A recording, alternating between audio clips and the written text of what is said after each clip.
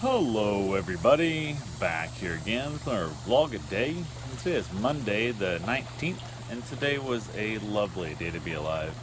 We had decent weather, temperatures are nice, and then we had torrential downpours. We had insane lightning and thunder, just crazy storms throughout the day. But got this morning, got a few things taken care of. Went ahead and called my barber shop to see if they were still doing walk-ins or appointments or whatever when they opened up, and they said they're doing appointments only, and basically it was cash only, which I don't know if they're lying and saying they're not open to the IRS or how they're doing it, because why would you rather have credit cards so there's less contact? But it is what it is. So I assume they're trying to say they're not open. Who knows what the hell they're doing. So went ahead and basically got an appointment, headed over there, ended up with a different gentleman cutting hair. Not that big of a fan of him. I enjoyed the lady who did it and the owner. Had both of them cut my hair before. Very talkative, fine communication, great job cutting hair, whatnot. And this is the first haircut I think I've had since before Christmas of last year. So had my wife trim it up a few times. I get like these crazy long ass like wing looking things coming off the side of my head, and it was driving me crazy. So she had to trim it up, but finally I said to hell with it. I thought, it's been long enough. I'm gonna actually get my hair trimmed up, get an actual haircut, and move on. They're saying the world's semi-safe. I had my little scare of COVID the other day, which we got solved out. Friday got tested, everything was good. Went ahead, got back from the hair salon or the barbershop, and it was one of those things, like, it's that super annoying thing that barbers do, and it just annoys the crap out of me. Took a phone call. It's okay, fine. We start talking about personal business and life and whatnot and stuff, and I'm sitting there in the chair like, what the fuck? Because I'm holding my mask on my face because I've already taken it off my ears because he's cutting around my ears and stuff. And there's a little bit of issue there, and this guy has not been talkative this whole time, which part of the reason you go to the barbershop is find a spot you like, find somebody to chat with, somebody to joke with, and blah blah. Ended up talking to the lady about what she was watching on TV and that, which was a little bit on the loud side for what it is. When I don't know, it's Kelly Ripa bullshit, and just like it was, I don't know, super annoying, not crap I'd want to see. And again, this guy basically asked me how I wanted my haircut, and that was about it. I tried to kind of speak a little bit, just kind of general life story, and dude didn't talk, and I was like, oh, this sucks. Like, this is not the dude I want cutting my hair. It's not why I'm here. Partly I'm here to get my hair cut, but also it's nice to find a spot that you actually can enjoy the conversations with and whatnot. But he was on the phone for what seemed like, I gotta tell you, already way too long to be on the phone when you're working. Sorry, but most people have jobs. First, I was not that busy. I was the only one to get a haircut. So when I assumed the next client coming through was going to be hers, as we rotate back and forth in this barbershop like they usually do, take your phone call in and say, hey, I'm busy right now, I'm working, I'll call you back. Or here's an idea, don't answer the phone while you're getting paid. This is the one part of the day right now that I'm paying you. So I was like, okay, whatever. And I was like, this is bullshit. So went ahead, finally on the phone. After way too long, goes, oh, I can't really go through all that right now. I'm with a client right now. I can't take that much time. And I'm like, you've already taken too much damn time. And part of me at this point, I was a tiny little part of me wanted to get up and be like, nope, I'll just finish the haircut somewhere else. Like, this is not how life works. And I'm just like, nope, just sit back, relax, enjoy yourself, and just ignore what's going on around you, which was not easy for me to do. So went ahead, said the hell with it. Finally got off the phone, finally got back to cutting my hair. Finally finished my haircut. We did chat a little bit. I don't know, probably a few minutes after the phone call, we did actually chat a little bit. Like, he's almost like he knew, like, oh crap, I probably shouldn't have been talking on the phone.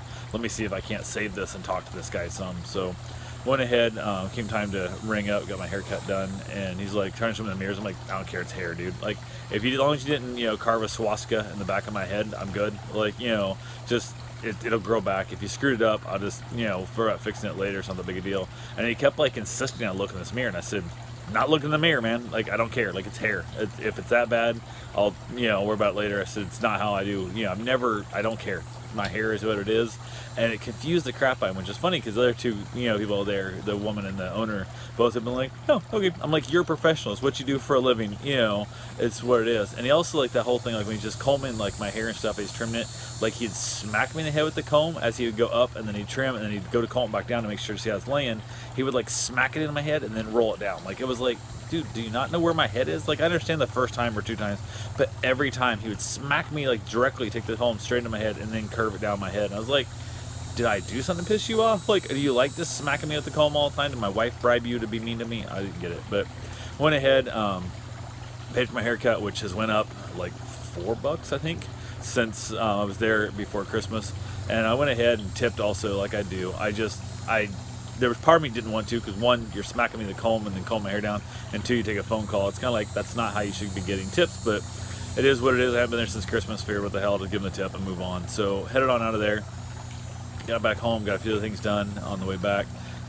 Chilled out here at the house for a little while. Ended up trying to talk to people on like Let Go and some Facebook Marketplace stuff, trying to buy some different things, some vending machines and whatnot. And people are just, oh my God, they're ridiculous. Like, I ask you a simple question of, hey, what do you have in this style of machine?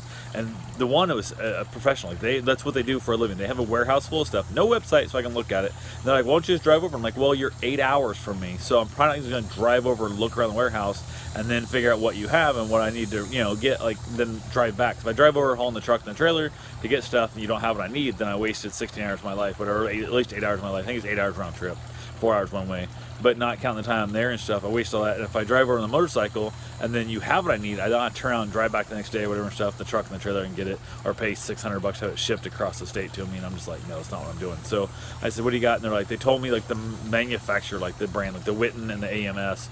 And I'm like, okay, model and price. And they come back with like 25 and 100 and 2700. I'm like, are those model numbers, those prices? And they're like, prices. I'm like, do we not know the model numbers? Like, this is your profession. This is what you do for a living. Like, I need to look to see how old are these machines. Give me a model number. I can now know if I can find parts for it. I can whatever. I understand you probably think I'm going to go look on eBay and whatever. That's the chance you take. If you're not willing to talk to me and tell me what you have, send me some pictures of what you have. Let me see what it is. Let me know the conditions. And then one of them, I finally got out of him what the model number was for one. No idea what the other one was.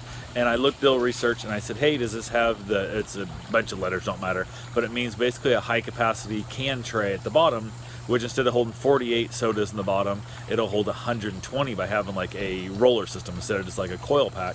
And they're like, what is this? And I'm like, so I explained, he goes, I've never heard of such thing. I'm like, this is what you do for a living. This was a 5-minute Google search. I found this information. And how do you not know this when you claim you've been in this business for 23 years or some crap? How do you not know what this thing is? I'm assuming some of these machines have to have had this, have come through your place. So, and I'm just like, I'm out. Like, they literally, I'm still waiting for them to tell me the other model number, and nothing. Can't figure it out at all. The other one, I've been asking the guy, I've been dealing with this guy for over 2 weeks, asking for a price on a vending machine, and he's just clearing out an office, getting rid of stuff, and asking for model numbers, asking for what year it is, asking for a price. 2 weeks I've been talking to this guy, and literally he'll send me a reply, and then I'll reply back to him, usually within a few hours. I don't check it often, but I'd say within 6-8 hours I'll reply back to him the same day. And then every time it's days go by, and he comes back with a general kind of like run-of-the-mill answer that isn't even really necessarily answering the question I asked him, which is also super annoying. And I keep asking things like, how much do you want for it? And he's just like, nothing. I'm like, holy crap. So I finally got the guy narrowed down today. He finally says, hey, this is what the model number is, this is what I want for the price. And I said, cool, when can I come pick this up? When can I come see it? And if it is what you say it is, I'll bring it home. Never heard back from him. I'm like, goddamn, why again? And then I look, sold. I've been talking to this guy for 2 freaking weeks, like every time. And then basically just said sold. Not responding. I'm like, hey, when can I look this? When can I come pick it up? And I don't know if he's saying it's sold because I'm coming getting it, or he sold to somebody else. I'm just like, I've been trying for 2 weeks. Like, how hard is this? I just don't make sense. I don't make sense at all. There was another one I tried to deal with. There was a humidor, just like 35, 40 minutes north of me. And I talked to that lady for almost 2 months trying to get this humidor, and never could get her. I kept I'd send her my phone number, like, hey, text me the perfect time to come pick it up. I'm 45 minutes away. I can pick it up whenever and stuff, blah, blah. Nothing. Never. And it was cheap too. It was like, I'm like, what the hell? She was, I think it was selling off like her father's estate, whatever, something like crap. Then she'd apologize for this happening, that. I'm like, just give me an address, give me a phone number so I can make sure you're there when I drive up and stuff. Never heard from her at all. And it was literally 2 months. She'd come back with some other excuse about how her brother got sick or this happened or that happened. I'm like, okay, fine. But just answer my question. I'd have to reply back and going, hey, when's a phone number? When's an address? When can I come get this? Nothing. I'm just like, how can people be this bad at life and still get through life? I don't get it at all. So dealt with that crap a lot today. It was ridiculous. Ended up coming out here in the patio for a little while, hang out with the dog and stuff. Talked to my mom for a bit on the phone. Had to rained and stormed. Holy crap, it stormed like hell. Lightning, thunder, like it was just that like shaky thing. We lost power, bumps and stuff, which isn't a real big deal. It kind of sucks. It is what it is. So went ahead, got the rain would kind of cut back. The rain would pick up. It was back and forth. headed over to the grocery store, got some grocery shopping done. Basically, Karen had a bunch of stuff on the list, got all that stuff filled out. She wanted to pick up some other stuff that wasn't on the list, just special, stuff that she might want. And got back to the house, got everything all put away, got everything ready to go, and then got ready to go for my run. Waiting for Karen to get home, so I was gonna walk with her to begin. Then basically, when she comes back into the shower, I go run, we come back, and I'll finish up dinner, which is really this whole week for her to get off work to walk and run. Kind of screws up my dinner plans and stuff a lot of times, but it is what it is. So went ahead, literally as she was on her way home, it just starts pouring down rain. I'm like, oh shit, she ain't gonna want to go walking this, So I kind of said hell with it, and I kind of, I'll just go for my run, no big deal. And then she's like, actually, I gotta go ahead and go for a walk. And I'm like, okay, but it's rained hard enough now in the crappy weather, and it's a little bit windy, a little bit on the chilly side and wet. You're not running, you're walking. It gets chilly quickly on me. And I'm like, oh crap. I'm like, well, she goes, why don't you just go for your run? I'll go for my walk and whatever. And I'm like, okay. So I threw in some leftover spaghetti type stuff we had with a different pasta noodle. I mixed it up with some amazing peppers. I threw in some extra seasonings, threw in a bunch of cheese, chucked it in the oven, made it kind of into more of a spaghetti casserole. Knocked that thing out of the oven. It was delicious. I had actually chucked it in the oven when we left to go for our run. As I was heating the oven, everybody says preheat. You can't preheat. You can heat something. You can bring it up to temperature fully before you do it. There's no such thing as pre-drilling a hole or preheating something. You can drill a smaller hole, or you can heat something up. You cannot preheat something. It's impossible. But it is what it is. So went ahead, heated up the oven, but I chucked the casserole at the same time, so it'll bring it up from refrigerator temperature up through, and we'll be good to go. So basically, went and got my run in, poured down rain, came back, and I actually saw Karen as she was walking the other block, one block over from me, walking back. I whistled at her, waved to her, and basically headed back home. And she didn't get wet. She started to head out and realized she forgot something. Came back in the house, and it poured down rain. I was out, me and the dog were out, just poured on, raining hard, so hard.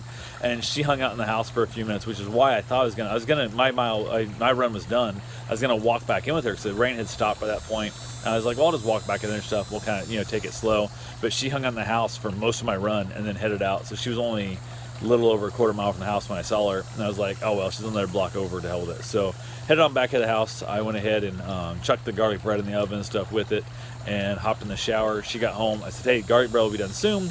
Dinner will be done soon. So hurry up and get in the shower so we can get out, so we can eat and not gonna have it sitting around getting cold kind of thing. Ended up watching some Netflix as I was eating. Realized almost done my pasta and realized I forgot my garlic bread. Even though I cut it and gave her hers, I forgot to bring mine to eat. So I brought it and grabbed it real quick. So I ate cold garlic bread. It is what it is. But got done with that. In the process, found out that she went to a service recently, and I kind of said, hey, why are we going around these people? One, it just, I don't know. They've been around COVID. Like, there was for a service for a lady who died of COVID and the whole thing. And I'm like, why? What's the benefit? Do it on Zoom, whatever and stuff. She's like, she wanted to go. So I kind of suggested not to. And I said, if you get sick and die, or you bring it to me and I get sick, I'm going to talk shit about you if you die first, or I'm going to haunt you if I die because of this stupid responsibility. And one of the persons from the service had been coughing real bad when we got a test. She tested negative, but with all the symptoms, who knows what's going to happen if she'll get a test in a few days. But her husband tested positive of COVID. So they'd lost both their children to COVID. She went to the service, and now the father has COVID and the mother probably has it too. They've been in the same house. He's at least positive with virtually no symptoms. So it's one of those things. Great. She has a fever and a cough, but didn't test positive yet.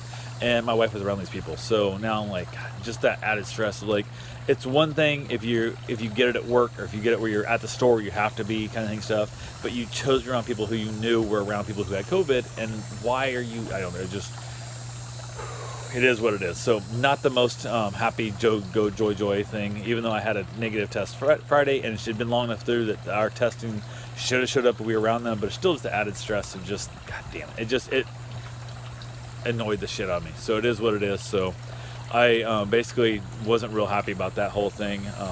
Yeah, crazy. I went and I was heading out here to have a cigar, and my left nostril has no smell. My right nostril, I can still smell. Like, you put a cigar up to your nose and sniff it, left nostril breathes fine. I can breathe through both sides of my nostril, no big deal. Plug my left nostril, smell the cigar on my right. Plug the right nostril, smell the cigar on the left. Nothing smelled, no scent at all in my left nostril. No idea, which then freaked her out. She's like, the scent is a big thing. Losing the sense of smell is a big sign of COVID, and she freaks out about it. And I'm like, Jesus Christ! Like, it's just that all that added stress in the world's going on with us right now, and everything else is just really absolutely 100% sucks. So yeah, not a cool day. So yeah. that was pretty much it for the day. A lot of excitement, a lot of annoyance with people, a lot of annoyance with the whole COVID thing and all the shit that comes with it. So that's all I got for right now. I will talk to you guys tomorrow. Have yourself a safe, wonderful day. Thanks for watching.